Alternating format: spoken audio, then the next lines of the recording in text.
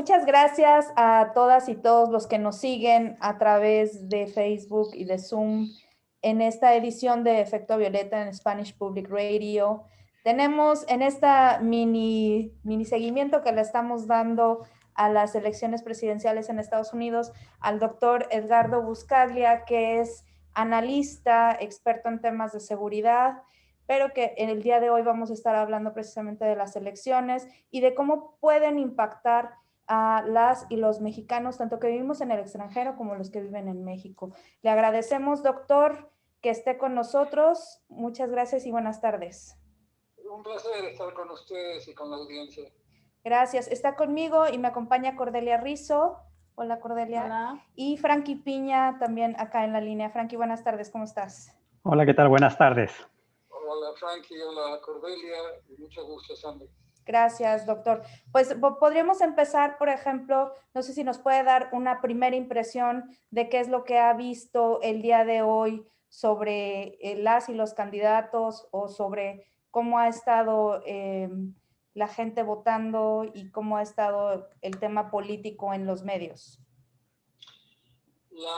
El clima electoral en esta jornada del 3 de noviembre es el más violento, el más tenso que yo recuerdo en la historia de este país en los últimos 100 años, y refleja la violencia psicosocial, la violencia que ha pronunciado desde su propia boca el mismo presidente Trump.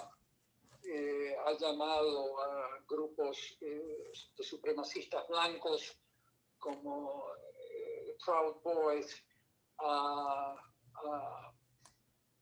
monitorear los procesos electorales sin tener ningún tipo de atribución legal, sin tener capacitación para hacerlo. Ha llamado a sus seguidores a cometer actos como el de hace unos días, cuando bloquearon grupos de camiones, bloquearon el paso del bus en donde iba el candidato Joe Biden, en un bus en Texas, donde se lo bloqueó, y ese hecho está bajo investigación del FBI. O sea que tenemos una situación inédita en la historia reciente norteamericana, en donde la violencia electoral, la tensión electoral ha llamado a que desplieguen a la Guardia Nacional norteamericana como una especie de respaldo para garantizar la seguridad básica de este proceso electoral. Más allá de eso, estamos observando momentos en donde grupos armados se están aproximando a sitios en donde la gente está haciendo fila para llevar sus votos a las urnas, y estos grupos armados, que recuerden ustedes que en Estados Unidos se pueden comprar armas de manera legal, y hay un acceso a las armas que muchos países consideran obsceno y que genera violencia, y se observan grupos armados, estos mismos grupos de supremacistas blancos y de ultraderecha que han estado rodeando al Congreso de Michigan y que han estado cometiendo otro tipo de abusos, y que inclusive han sido partícipes de un intento de secuestro de la gobernadora de Michigan, donde también el FBI está investigando ese caso. Entonces tenemos una situación de violencia preelectoral que se refleja en el día de hoy, ¿no? En donde el presidente Trump ha estado estimulando este tipo de grupos de extrema derecha, racistas, supremacistas blancos, y por lo tanto no es una jornada electoral normal para Estados Unidos. Así es, Cordelia. Doctor, yo le quería preguntar, que en parte siguiendo con estas expresiones de los grupos armados y esta articulación que ha hecho el presidente, o sea, este como endorsement, y bueno, y cómo los ha arengado, me interesa también cuál es el mensaje, quisiera que hablara un poco más cuál es el impacto de esto para los movimientos de derecha en América Latina, ¿no? Para la manera de hacer política en América Latina. Y no quería dejar de preguntarle también cuál es el mensaje también de la detención del general Cienfuegos en Los Ángeles hace unas semanas, tan cerca de las elecciones. Son dos preguntas complejas. Bueno, mira, Estados Unidos se vanagloria de ser el líder de los países libres. Bueno, ya lo dejó de ser, lamentablemente. lo dejó de ser. Llevaba ese título por razones obvias. Estados Unidos tiene la democracia más antigua en funcionamiento de Estados Unidos, pero ya dejó de ser una democracia en la medida en que el voto popular no se refleja en la elección del presidente. Ya van varias elecciones, esperemos que esta no sea otra, en donde un candidato o una candidata, en el caso de Hillary Clinton, obtiene el voto mayoritario, pero por millones, 3 millones de personas más votaron por Hillary Clinton que por Trump, y termina siendo Trump el presidente. Eso contradice el principio de toda democracia, ¿no? En donde las mayorías no dictan el destino de Estados Unidos. El sistema electoral norteamericano es un sistema electoral anacrónico, en donde ya no da ejemplos. Era un ejemplo, obviamente, para el siglo XIX, el siglo XX, cuando la mayoría de los países del mundo eran dictaduras, incluyendo Latinoamérica, pero hoy en día ya no es un ejemplo de democracia moderna en Estados Unidos. Es un ejemplo de una democracia con artrosis, una democracia anacrónica, una democracia que ya no lo es. Si a eso uno le suma el hecho de que existen abusos enormes contra la población migrante que proviene de Latinoamérica en general, no solo de México, a Estados Unidos, donde se enjaula a niños menores de edad, niñas y niños, con técnicas que recuerdan a las técnicas usadas por los nazis durante la Segunda Guerra, enjaular a personas. Ya Estados Unidos está en una situación de decadencia absoluta y relativa en cuanto a sus instituciones democráticas. El sistema judicial, sin embargo, todavía funciona, mal o bien, no a nivel de la Corte Suprema, que ha sido capturada políticamente por los conservadores, o sea que se transformó en una Corte Suprema partisana, pero la justicia federal y la justicia de algunos estados, como California, funciona de acuerdo a principios básicos, ¿no?, del Estado de Derecho. Pero algunos estados, California sí, pero si vas a Alabama no, si vas a Carolina del Sur no, o sea que es un mosaico. La justicia norteamericana, como ustedes saben, se basa en un federalismo extremo, donde cada estado tiene su propio sistema de nombramiento de jueces. En algunos casos los jueces son nombrados en los estados de la misma manera que se nombra en México a los políticos, a dedazo, ¿no?, en las listas, con financiamiento de campañas ilícitas, como en México. Entonces, depende del Estado. Pero digamos que a nivel del gobierno, de la justicia federal, sí funciona. Y ahí viene un poco la detención del general Cienfuegos, en donde yo asumo la detención fue de acuerdo a las normas básicas de un Estado de Derecho, donde el fiscal tuvo que haberle presentado pruebas a un gran jurado, elementos potencialmente probatorios, para justificar la detención. El gran jurado del 2019, ¿se acuerdan? Entonces, en ese sentido, es un golpe muy fuerte al sistema político mexicano. Lamentablemente, el presidente López Obrador no reaccionó como uno pensaría que reacciona un presidente cuando quiere limpiar a su propio Estado. Entonces, comenzó a reaccionar de manera defensiva. Lamentablemente, en vez de exigirle a la DEA, en vez de exigirle a las autoridades norteamericanas que le entreguen a México la información de la investigación de la DEA, que estaba siendo llevada a cabo desde el año 2015.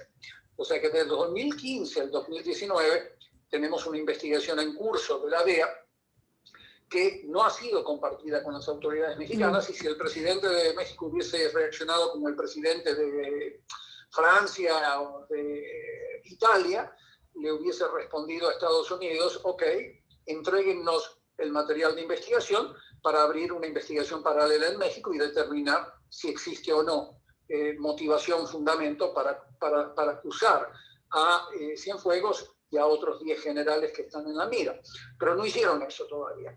Así que eso es un elemento que debilitó hasta ahora el sistema político mexicano.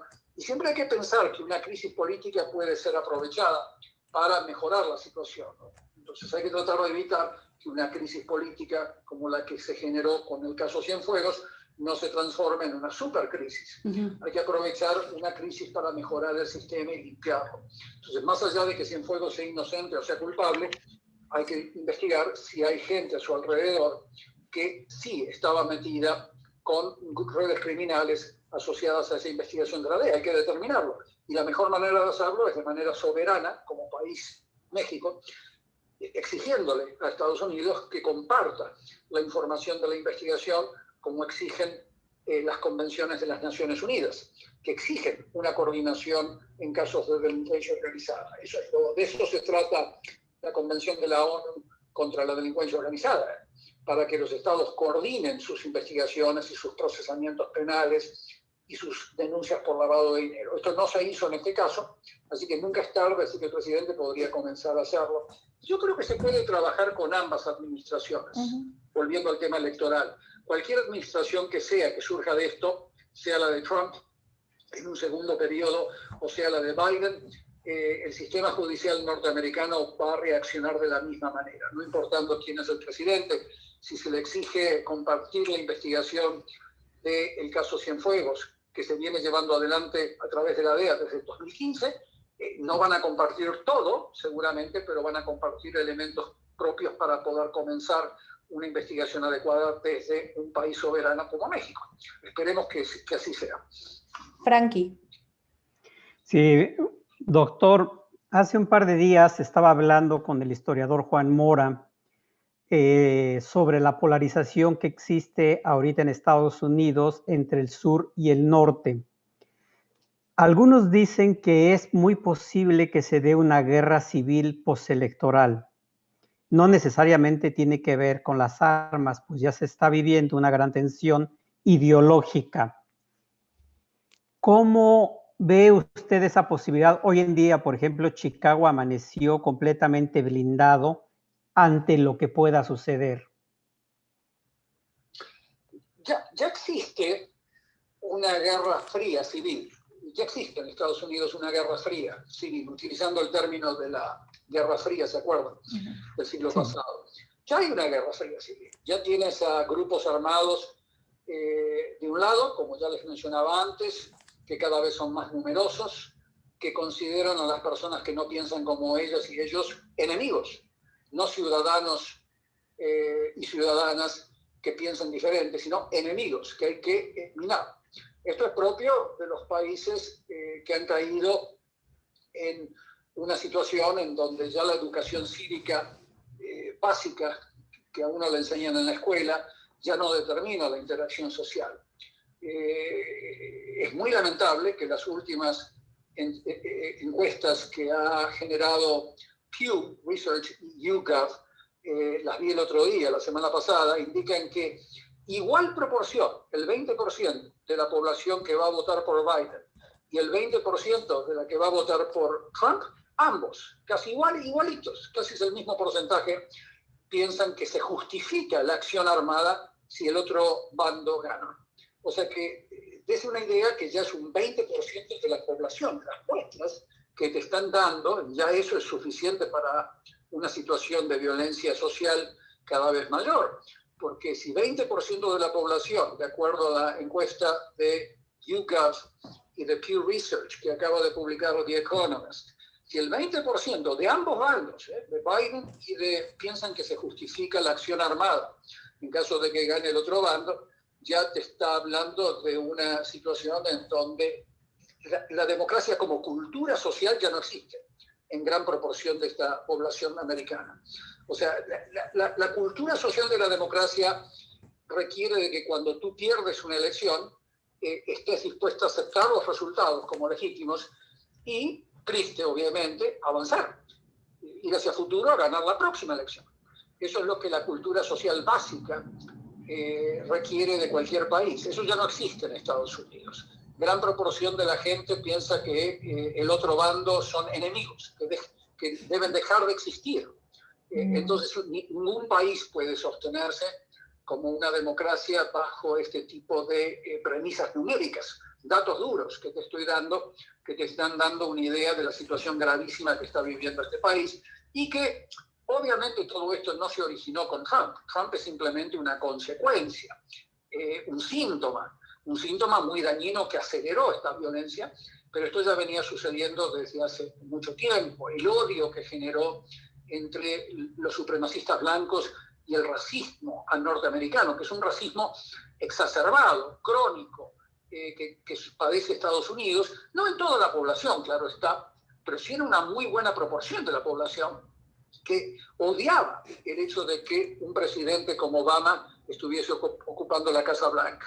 Eso exacerbó este tipo de violencia que después la legitimó Donald Trump cuando llegó a la Casa Blanca. Ya mucha gente que no se animaba a decir cosas en público, racistas, xenofóbicas, como las palabras que Trump pronunciaba sobre los migrantes que venían de México como violadores y delincuentes, eso ya la gente promedio que ya era racista ya ahora se siente libre de pronunciarlo libremente y no solamente de hablar, no es un tema de expresión nada más, sino de actuar.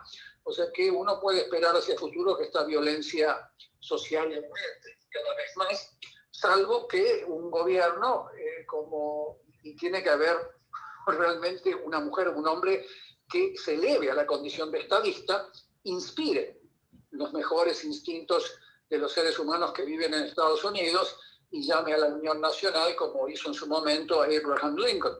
Pero eso es un supuesto heroico en este momento, dada la muy baja calidad de los liderazgos de ambos lados. Hoy la sensación que me da a mí, por lo menos como ciudadano americano, es que hay que estar votando entre una opción mala y otra horrible. La opción mala es Biden y la opción horrible es Trump. Entonces el menú no es muy tentador, como se pueden imaginar. Doctor, desde su punto de vista, ¿cómo serían otros siguientes 4 años con Donald Trump para las y los migrantes que estamos aquí viviendo en Estados Unidos? ¿Y cuál es su lectura de muchas mexicanas y mexicanos que estaban pidiendo el voto a favor de Donald Trump en estos últimos días? Incluso se mencionaba parte de un partido político, del partido político en el poder, Morena, que ellos estaban impulsando el voto hacia los republicanos. Bueno, con los que estamos trabajando desde hace muchísimos años en promover el ejercicio práctico de los derechos humanos, y hemos trabajado en muchos países, no solo México, cualquier persona que manifieste sus preferencias a favor de Trump es más que bienvenida. Forma parte de sus derechos políticos y civiles que nadie debe reprimir. Obviamente es lamentable que la gente ve en Trump a un candidato deseable en algún aspecto. Yo entiendo que las élites norteamericanas previas a Trump fallaron mucho y fallaron socialmente en rescatar a gran parte de la población norteamericana que estaba viviendo bajo condiciones espantosas después de haber perdido sus trabajos de clase media durante las crisis del 2007 al 2009, durante crisis previas. Millones de norteamericanos se sentían abandonados y esa desesperación de estas personas, a quienes no culpo, los llevaron a votar por Trump, que es un demagogo autoritario que por definición les canta lo que estas personas desesperadas quieren escuchar.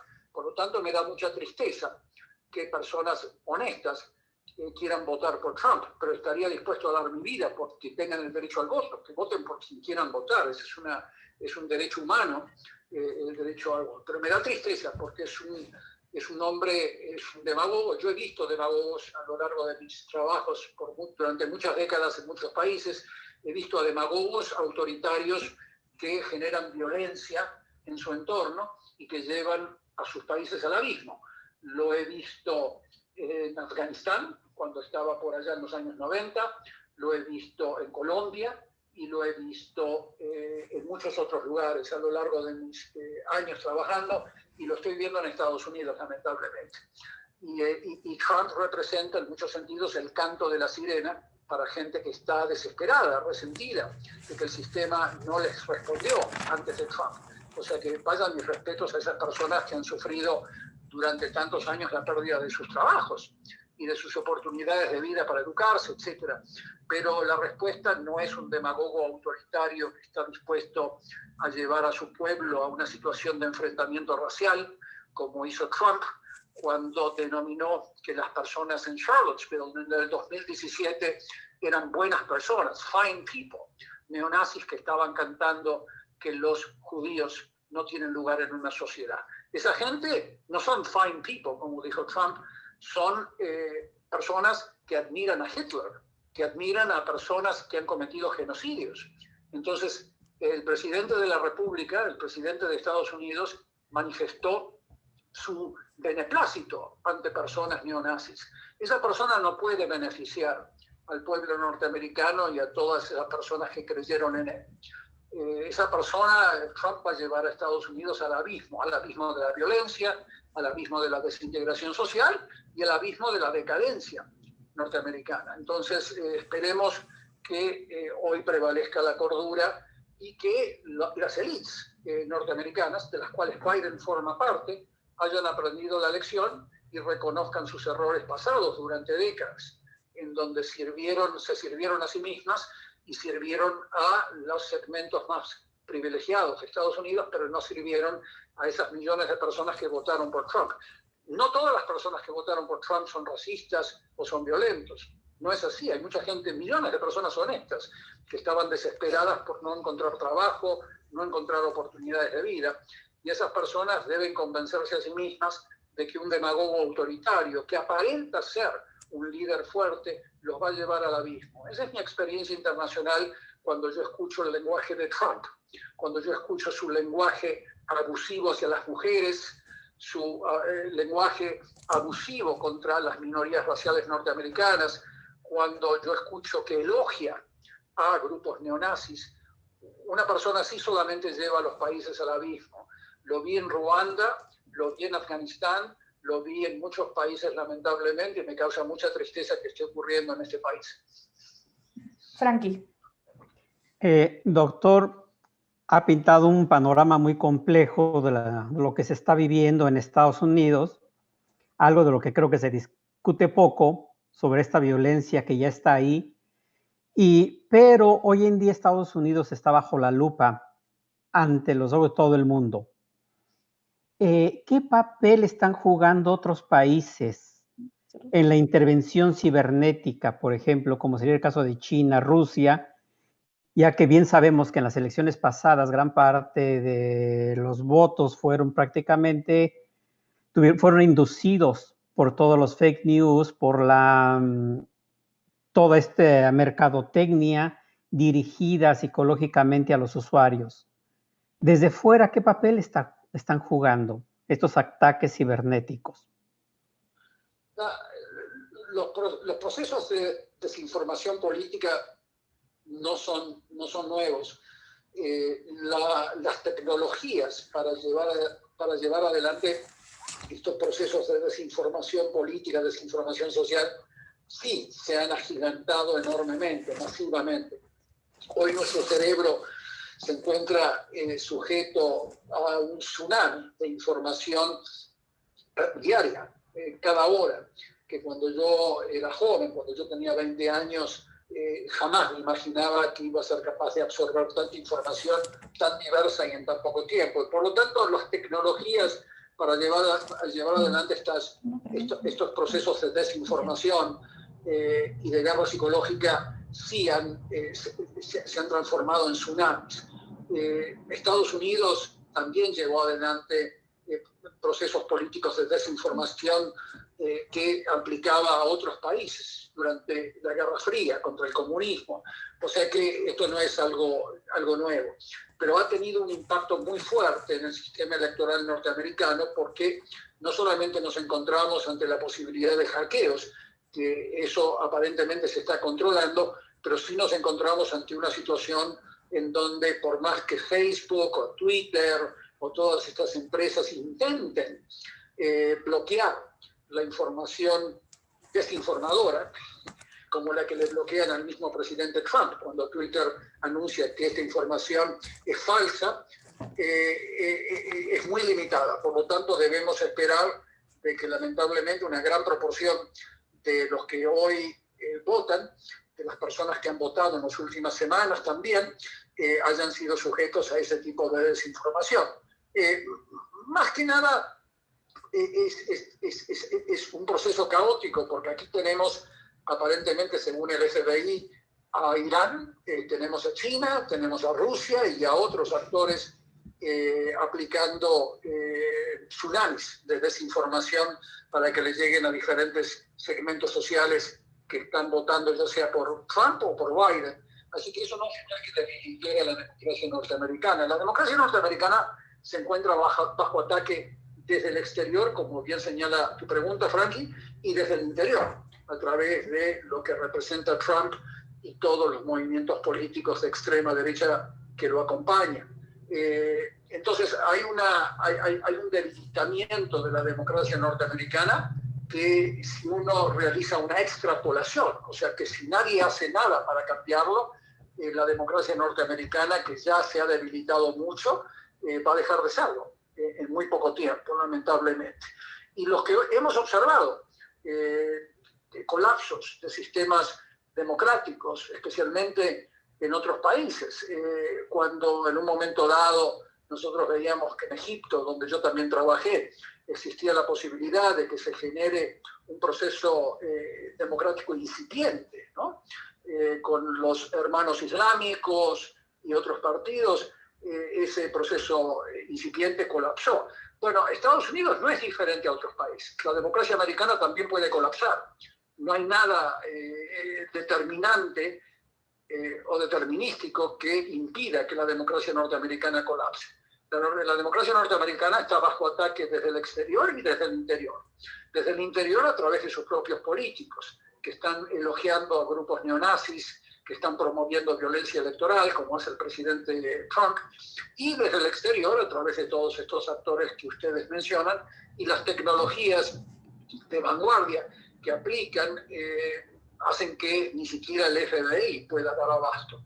Lamentablemente, el FBI ha estado haciendo un gran trabajo, pero tienen limitaciones de personal, limitaciones de presupuesto, y ya no dan abasto. Así que lamentablemente esta situación no hace más que debilitar a la democracia americana y hacer que uno llegue a la conclusión de que si no se toman medidas urgentes a través de un gobierno de coalición, a través de un gobierno de Biden que no solamente gobierna con demócratas, sino que incorpore a muchos republicanos que han estado criticando a Trump y han estado denunciando la corrupción de Trump, que los incorpore al gobierno para que sea un gobierno de coalición nacional que una a los americanos y a las americanas y que logre salir hacia adelante bloqueando a estos enemigos de la democracia que continúan atacando a países como Estados Unidos. No solo Estados Unidos, esto sucede en Alemania, Irán, China, Rusia ha atacado el proceso electoral alemán, ha atacado el proceso electoral francés, al italiano.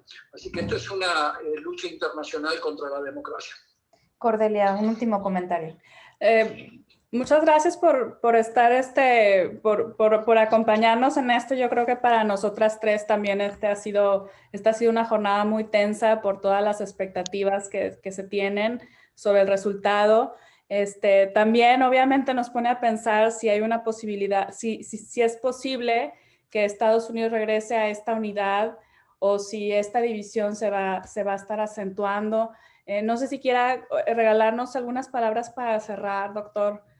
Sí, yo soy una persona que siempre trabajo con la esperanza de que todo puede mejorar, si no, no trabajaría. Yo creo que los países tienen canales y caminos para reconstituirse, para mejorar su situación.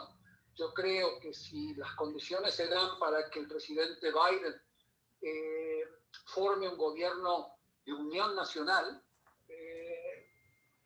en Estados Unidos no existen las coaliciones como en los sistemas parlamentarios, pero sí puede formar un gobierno de unión nacional que una al pueblo